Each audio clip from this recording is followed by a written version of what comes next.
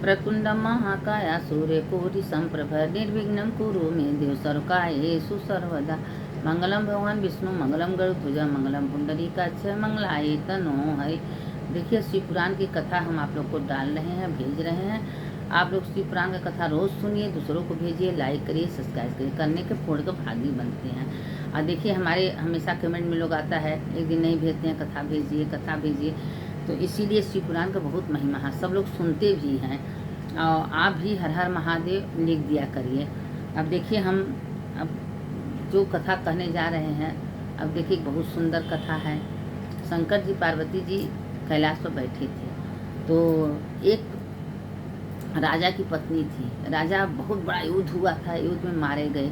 जब मारे गए तो अब अपना उसको मारने के लिए लोग तैयार हो गए थे। तो उसके पेट में बच्चा था, बच्चा को लेके भागते भागते भागते जंगल में गई। जब जंगल में गई तो अब वहाँ पर जंगल में एकदम घनघोर जंगल में बच्चे को जन्म देने के बाद उसको बहुत तेज नार फिर सब लगा था, बहुत तेज प्यास लगी। एक तालाब था, उसमें पानी पीने गई। जब पानी पीने गई तो एक ग्राह मगरमच्छ आए के उसको पकड़ लिया, पकड़ के खा गया। जब पकड़ के खा गया, ये सब महादेव पार्वती माता सब कुछ देख रही थी। जब उसको पकड़ के खा गया तो ब्राह्मणी करे क्या, अरे वो बच्चा करे क्या, वो बच्चा रो रहा है, शिशु छोटा सा बच्चा जन्मजात कब पैदा हुआ, अब इतना चिल्ला रहा है। अब पार्वती माता भोले बाबा को दया आई, कहे प्रभु छोटे से बच्चे को क्या होगा, कहे सब कुछ ठीक होगा पार्वती, चिंता मत करो। तो ब्राह्मणी को उसी मार्ग में, ब्राह्मणी भी बहुत गरीब थी, उसके गोद में भी एक बच्चा अपना था। अब वो ढूंढते कुछ करते करते उसी जंगल में उसी जगह गई, देखी बच्चा अगल बगल सबको देख रही थी। कही कि यहाँ तो किसी का बच्चा नहीं है, कोई नहीं है, आखिरी बच्चा किसका है, कहाँ का है, किस जात का है, किस कर्म का है। और वो बच्चा जंगल में पड़ा, उठाए कि न उठाए, बड़े फेर में पड़ गई। उसी से महादेव अपना रूप बदल के आए। महादेव कहें कि तुम चिंता मत करो, तुम बच्चे को उठा लो, बच्चे का पालन पोषण करना।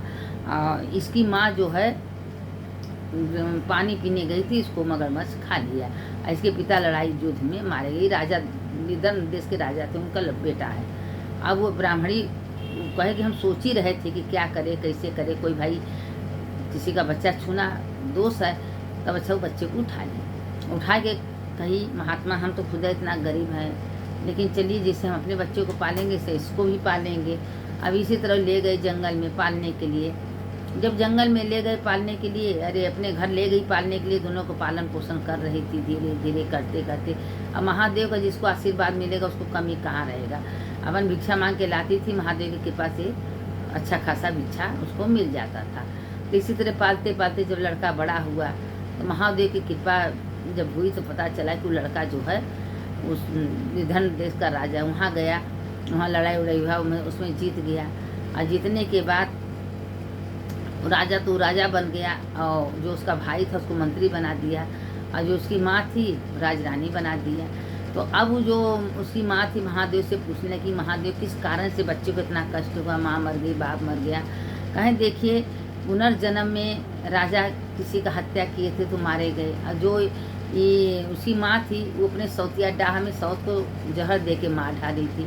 तो आज वही जो ग्राह उसको पकड़ा था वो उसकी सवत थी, और उसको पाई तो अचानक उसको खा ली। क्योंकि अपने कर्म का पीछा भगवान नहीं छोड़ते हैं, इसलिए बार बार आप लोग को चेतावनी देते हैं कि देखिए हमारे पिछले जन्म का कर्म हमको भोगना पड़ेगा। तो आज अगर हम पूरा कर्म कर रहे हैं, पाप करें तो उसको भोगना पड़ेगा।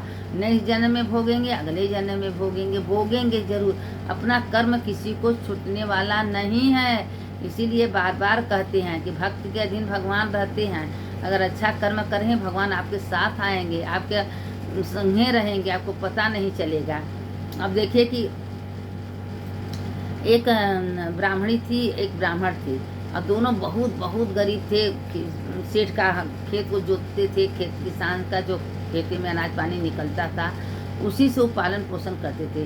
कई साल तक वर्षा नहीं हुई, खेत सूखा पड़ गया। सेठ अपना पैसा मांग रहे थे, लेकिन उन दोनों के पास पैसा नहीं था। तो अब लेकिन महादेव के इतना भक्त थे कि दिन रात महादेव के पूजा में पाठ में तल्लीन थे। अंत में महादेव से बर्दाश्त नहीं हुआ, अपना रूप बदल के आए। कहे बेटा हमको कुछ भूख लगी है, खाना। कहे हम अपने को खुद महंग हम आपको कहाँ से खिलाएंगे, अच्छा नौकरी पर रख लो। तो सोचा अब हम बूढ़ा हो रहे हैं, कहे ठीक है मेरा नौकरी करोगे, कहे हाँ। कहें कि ठीक है मेरा खेत होता है उसको संभाल लो और करना। वो महादेव बन के आए थे और महादेव जहाँ जाएंगे भाई वहाँ छप्पर फाड़ के तो देवे करते हैं। अब खेते में मार हरा भरा धान हो गया, अब उसको पता नहीं था कि महादेव से कह जाइए धान काट के लेके आइए। धान काट के ले आए, नीचे से छोड़ दिए।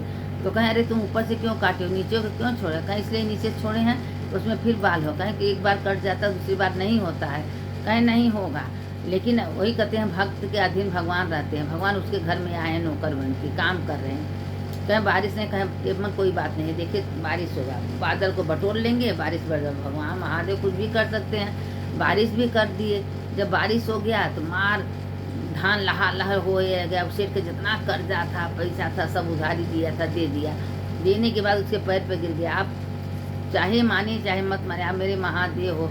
महादेव इतना बढ़िया चमत्कार कर सकते हो, कोई मामूली इंसान नहीं कर सकता। हमको पता नहीं क्यों अंदर से भाव आ रहा था कि आप महादेव अपने रूप में आए। कहें बेटा तुम लोग को कभी किसी चीज़ का ज़िंदगी में कमी नहीं पड़ेगा। इसी तरह जितना खेती में अनाज पानी बोओगे इसका दूना होगा और तुम्हारे खेत में अनाज भी बढ़ता जाएगा। लेकिन तुम कभी महादेव पर विश्वास मत खोना। और जहाँ विश्वास वही भगवान, जहाँ श्रद्धा वही भगवान। इसीलिए कहते हैं कोई काम करिए श्रद्धा विश्वास के साथ करिए। और महादेव देखिए उसके घर में भी भोला बन के आए थे। अपना नाम बोले, तुम्हारा नाम क्या है? मेरा नाम भोला है। भोला बन के महादेव आए थे। देखिए उसके घर में भी अन्न धन का भंडार भर दिए, उसका दुख कैसे मुसीबत दूर कर दिए। तो इसीलिए कहते हैं कि हमारे पुनर्जन्म में गलती से या सही से कुछ पाप अपराध होता है तो उसी कर्म का हम फल भोगते हैं। तो हम लोग महादेव भगवान को दोषारोपण देते हैं कि महादेव ऐसे किए, भगवान हमारे संग ऐसे किए। भगवान किसी का कुछ नहीं करते हैं, सब अपने कर्मानुसार होता है। हम कौन हैं ये तो हम खुद नहीं जान सकते। क्या मेरा नाम है वो भी नहीं पता। अरे नाम तो यहाँ न लोग रखते हैं, हम तो अनजान बन के आए हैं। तो अपना कर्मानुसार अपना कर्म करिए, भगवान का नाम लेते उठते बैठते चलते फिरते भगवान का नाम लीजिए और देखिए भगवान कैसे आपका सुनते हैं। कभी भी भगवान पर विद्रोह नहीं करना चाहिए, दोषारोपण नहीं लगाना चाहिए कि नहीं हमारे भगवान ऐसे किए। भगवान कभी किसी को कुछ नहीं करते हैं, जो होता है मेरे कर्मानुसार होता है। इसीलिए कहते हैं भगवान का भजन कीर्तन नाम चर्चा दिन भर उठिए करिए। कभी मन से किसी के प्रति बुरा मत सोचिए।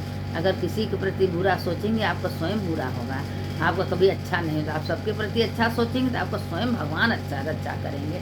मन से तन से हमेशा अच्छा सोचिए, सब अच्छा होगा, सब अच्छा होगा। भगवान जो करेंगे सो अच्छा करेंगे। मैं आत्मा हूँ, मैं शरीर नहीं हूँ।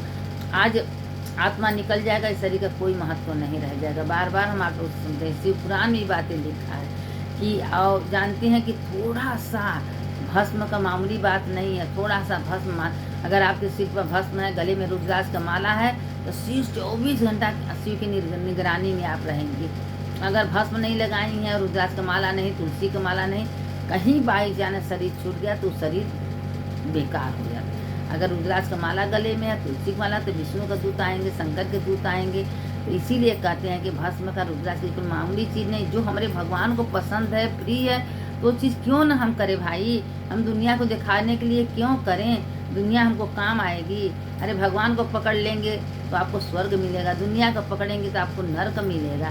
तो हम भगवान को लेके क्यों न चलें? अब भगवान के साथ रहिए। हे भगवान, मान लीजिए वो मेरे पिता हैं, पार्वती मेरी माँ है, मेरे दुनिया में देखभाल करने के लिए मेरे माता पिता हैं। उनको मान लेंगे तो दिल से आपको अपना बेटा बेटी मान के आपका सारा दुख मुसीबत दूर कर देंगे। और मांगना कुछ नहीं, भगवान को सब कुछ पता है कि हमारे पास क्या कमी है क्या नहीं है और किस चीज़ का हमको ज़रूरत है, सब पूरा करेंगे। भगवान तो छप्पर फाड़ के देखते हैं, रखने का जगह नहीं मिलता। किस रूप में देते हैं, किस रूप में किसी को भेजते हैं। आपका कोई काम अटका रहेगा, रुका रहेगा, भगवान आके कर देते। देखिए भगवान के नाम में बहुत बहुत शक्ति है। श्री शिवाय नमस्तुभ्यम, ओम नमः शिवाय, राधे राधे, कृष्ण कृष्ण, राम राम।